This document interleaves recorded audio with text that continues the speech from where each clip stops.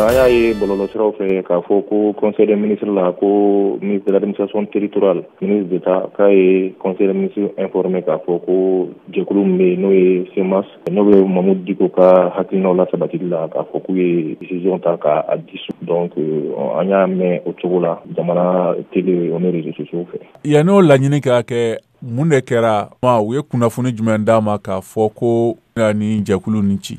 Nin baara in a ma bara na sabula ka da kan depuis tuma jan an y'a ye k'a fɔ jamana ɲɛmɔgɔ minnu b'an kunna sisan kelen bɛ ka dankari mun ye liberté d'expression ani liberté d'association na. An y'a ye fana kalo tɛmɛnenw la association dɔ bɛ yen nɔ ni tɛna tɔgɔ fɔ o association tun ye dakiri sɛbɛn ka ci ministre de l'administration territoriale ma k'a ɲini a fɛ k'a fɔ ko ka CEMAS minnu bɛ yen ko ka CEMAS alors que association yɛrɛ tɛ association yamaruya foyi t'a bolo mun b'a to a kan ka se ka baara kɛ Mali kɔnɔ association tɔgɔ la. Donc depuis an y'olu ye an y'a dɔn k'a fɔ ko taalen ɲɛfɛ an bɛ ka kɛlɛ mun kɛ an bɛ wulikajɔ min na jamana ye o ni jamana kɔnɔdenw ye an y'a dɔn k'a fɔ ko nin baara ninnu mun bɛ sɔn ka boloda ka ɲɛsin an ma. Yɔrɔ min na sisan n'u ye sɛbɛn hakika d'an ma k'a fɔ ko jɛkulu ninnu cira aw yɛrɛ fanfɛla la aw bɛ taabolo jumɛn de laɲini famaw fɛ ni ko famaw k'an bɛ kiiritigɛsow ma yaasa jɛkulu nin a bɛ se ka segin a nɔ la cogo min na? Effectivement i y'a fɔ cogo min na ni an ye sɛgɛn lakika sɔrɔ an tigɛ la mais yanni ka kɔn o sɛbɛn yɛrɛ ye ni Ala sɔnna a ma an bɛna wulikajɔ sabati recours fɛn fɛn bɛ yen sira fɛ bɛ yen n'a bɛ to an bɛ se ka wulikajɔ kɛ ka taa justice sira fɛ taa administration sira fɛ pour que décision min taara se ka a bɔ a dɔgɔkɔrɔ parce que